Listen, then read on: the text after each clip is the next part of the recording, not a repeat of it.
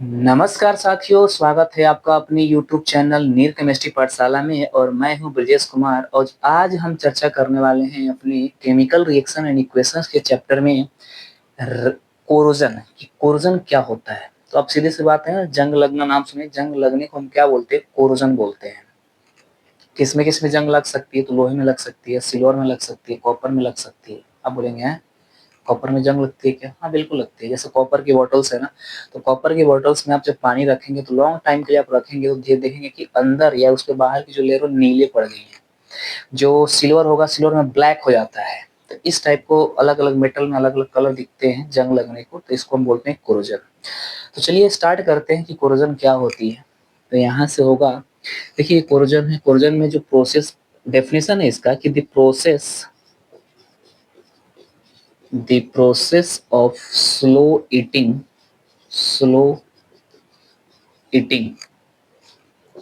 up of the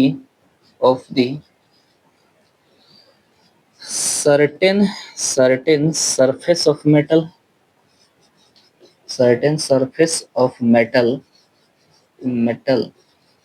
when kept in long time kept in long time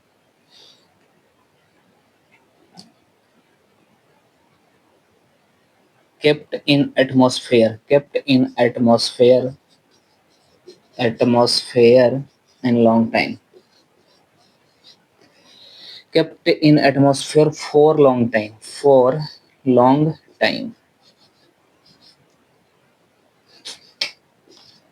long time। देखिए क्या कर रहा है, correct the process of slow eating up of the certain surface of metal when kept in atmosphere for long time. अब इसकी क्या कहानी है? तो इसकी कहानी ये है कि जब हम किसी मेटल सरफेस को, है ना, किसी मेटल सरफेस को ठीक है, किसी मेटल के सरफेस को हम क्या करते हैं, किसी खास, है ना, मतलब सभी मेटल को नहीं, कुछ मेटल के सरफेस को हम क्या करते हैं, एटमॉस्फेयर में रख देते हैं। किसके लिए? लॉन्ग टाइम के लिए। तो उसके जो सरफेस होते हैं ना, सरफेस, वो धीरे धीरे खत्म होने लगते हैं। क्या होने लगते हैं? धीरे धीरे खत्म होने लगते हैं। मतलब कोई आयरन रॉड है, उसको एटमॉस्फेयर में उन्हें फेंक दिया 2 महीने, 3 महीने, 4 महीने के लिए, तो देखेंगे ना, उसके ऊपर की जो लेयर होनी है बिल्कुल नरम हो चुका है, भुरभुरा हो चुका है। क्यों? क्योंकि जैसे हमने फेंका तो एटमॉस्फेयर में जो मॉइस्चर प्रेजेंट है, ऑक्सीजन प्रेजेंट है, उससे रिएक्शन कर करके उसको क्या कर दिया, खत्म कर दिया उस लेयर को। तो उसी उसी को हम क्या बोलते हैं? कोरोजन। इसका और भी आप लिख सकते हैं कि नेक्स्ट आप डेफिनेशन लिख सकते हैं कि the rusting the rusting of iron the rusting of iron is called corrosion. जैसे आप Fe+ या H2O का रिएक्शन कराएंगे तो ये क्या बनाएगा? Fe2O3 प्लस प्लस आप क्या बना देंगे? तो यहाँ पे 2Fe कर लीजिए, 2Fe हो गया, प्लस यहाँ पे क्या कर, कितने ऑक्सीजन है? 3 ऑक्सीजन है, तो प्लस यहाँ पे H2 निकाल लीजिए। कितना H2 निकालेंगे? 3H2 या 4H2O? 4H2 कर दो, 4, 4 ऑक्सीजन तो H2O, और ये कितना हो जाएगा? 4 2 8, ये 4H2 प्लस O। नहीं हो रहा ना, तो कितना कर दें हम बैलेंस के लिए? यहाँ पे कर दे हम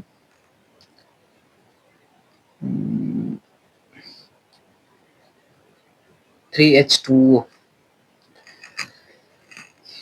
या ऐसे कर देते हैं, 3 कर देते हैं, यहाँ पे हो जाएगा 3H2। ठीक है, H2 बाहर निकल जाएगा, 3 ऑक्सीजन यहाँ लग जाएगा। ठीक है, गैसियस फॉर्म में, ये सॉलिड फॉर्म में, इसको हम क्या बोलते हैं? Rusting of iron. Rusting of iron बोलते हैं, इसी को बोलते हैं जंग लगना। यानी कि एक आयरन रॉड होगा, उसमें ये एटमॉस्फेयर में क्या प्रेजेंट होगा? H2O। जब उससे रिएक्शन करेगा तो ये जो मेटल की सरफेस है ना, इस मेटल की सरफेस, ये मेटल की जो सरफेस है वो धीरे धीरे क्या होने लगेगी? रस्ट होने लगेगी, खत्म होने लगेगी। किसके कारण? इसके कारण। ये धीरे धीरे बनने लगेगा, मेटल के सरफेस पर धीरे धीरे बनने लगेगा और ये धीरे धीरे खत्म हो जाएगा। जितना ज्यादा ये बनेगा उतना ही मेटल क्या होगा, खत्म हो जाएगा। एक नोट में लिखिएगा, नोट में मैं आपसे पूछूं कि क्या जंग लगता है तो मेटल, जैसे कि आयरन रॉड है, ये आयरन रॉड है, इस पर जंग लग गई है, जब जंग लग गई तो क्या इसका वेट इंक्रीज कर जाएगा या डिक्रीज कर जाएगा, है ना।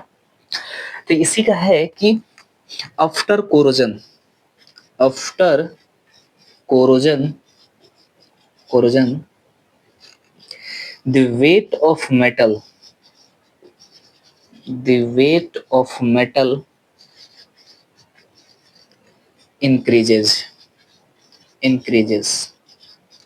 एंड सबको लगता है कि जब रस्ट होगा तो खत्म होगा, खत्म होगा तो क्या होगा, उसकी वेट क्या होगी, कम होगी। नहीं, कम नहीं होती। एक्चुअली होता क्या है कि एक आयरन रॉड है, इस पर जंग लग गई है, तो जंग लगी तो बताइए मटेरियल तो उतना ही है, लेकिन एक्स्ट्रा उसमें क्या आ चुका है, मॉइस्चर आ चुका है। मॉइस्चर की वजह से उसकी वेट क्या हो चुकी है, बढ़ चुकी है। इसलिए कोरोजन जब होता है तो उसकी वेट क्या होती है, बढ़ जाती है। क्लियर है। तो ये है हमारा कोरोजन। ठीक है, तो इसे कॉपी करें, फिर अपने नेक्स्ट टॉपिक में मूव करते हैं।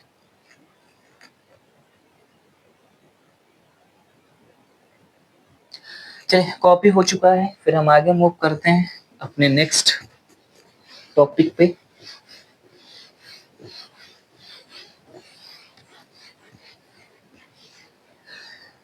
आज का हमारा टॉपिक है, नेक्स्ट टॉपिक है रेंसिडिटी। रेंसिडिटी, रेंसिडिटी क्या होता है। सभी लोग क्या होते हैं, पैकिंग फूड खाते हो, जैसे चिप्स हो गया, कुरकुरे हो गए, नमकीन हो गए, जितने भी बटर बटर हो गया, जितने भी केक हो गए जो पैकिंग के आते हैं, या फिर से जो भी चॉकलेट्स आते हैं वगैरह, सब के सब क्या होते हैं, उसमें गैस भरे होते हैं। गैस, गैस क्यों भरे होते हैं। यदि आप जैसे चिप्स हो गया, कुरकुरे का पैकेट हो गया, आप उसको फाड़ के एटमॉस्फेयर में रख दो, धीरे धीरे एटमॉस्फेयर का ऑक्सीजन है उससे रिएक्शन करके उसकी टेस्ट को और उसको जो स्मेल है उसको बैड स्मेल में क्या कर देगा, चेंज कर देगा।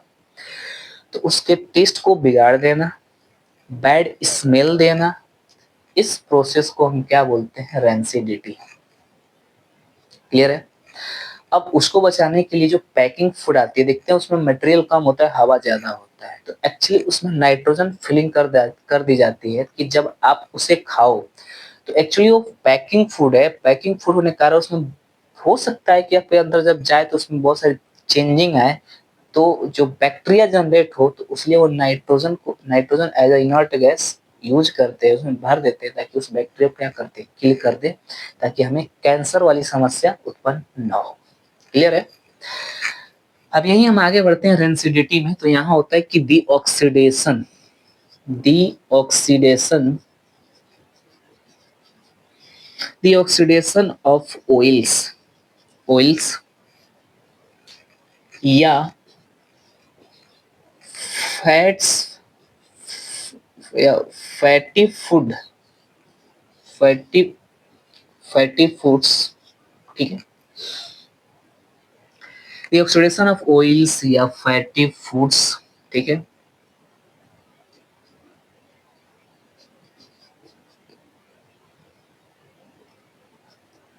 Into fatty foods.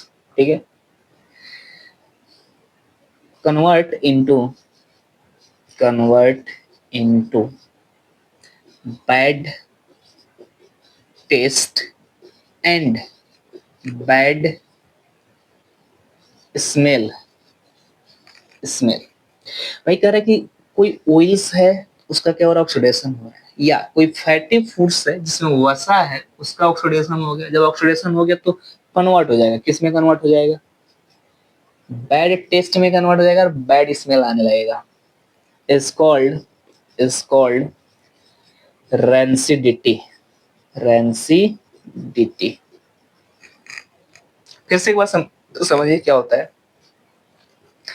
जितने भी हम ऑयली चीज खाते हैं, जैसे मार्केट में जाते हैं तो कोई चाउमीन बना रहा हो, बर्गर बना रहा हो, चाहे पकौड़ी तल रहा हो, वो जो तेल होता है, तेल वो आज तला उसी से कल तलेगा, उसी से परसों तलेगा, तो एटमॉस्फेयर में है, उस एटमॉस्फेयर में ऑक्सीजन क्या कर रही है, रिएक्शन कर रही है।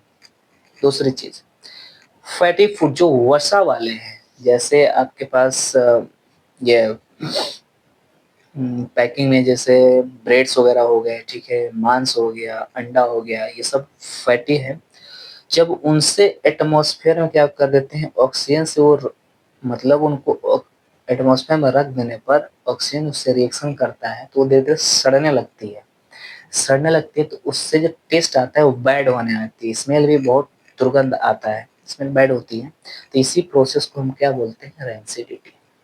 तो यही वो चीज है कि द ऑक्सीडेशन ऑफ ऑयल्स या fatty foods convert into bad taste and bad smell is called rancidity. ठीक है। एग्जाम्पल में जैसे मैं आपसे बात करूं कि चिप्स चिप्स, ठीक है, कुरकुरा, ठीक है, कुरकुरा के पैकेट्स हो गया, फिर से आपके पास वो क्या हो गया, नमकीन हो गया, नमकीन। तो जो नमकीन के पैकेट्स, नमकीन पैकेट्स हो गए, ये सब के सब पैकेट्स है, ठीक है। उसके बाद हो गया मीट हो गया, ठीक है। इसके बाद एग्स हो गए। इनको आप क्या कर दो ना, एटमॉस्फेयर रख दो, मतलब खुलने में छोड़ के ना एटमॉस्फेयर में रख दो। चिप्स का पैकेट से फाड़ के वायुमंडल में रख दो, कुरकुरा का पैकेट है फाड़ के उसमें रख दो, तो धीरे धीरे निकला ना, कुछ समय बाद वो बोलते ना मेहरा गया है, वही होता है। तो ये सारे के सारे क्या है, सब के सब क्या है, रेंसिडिटी है।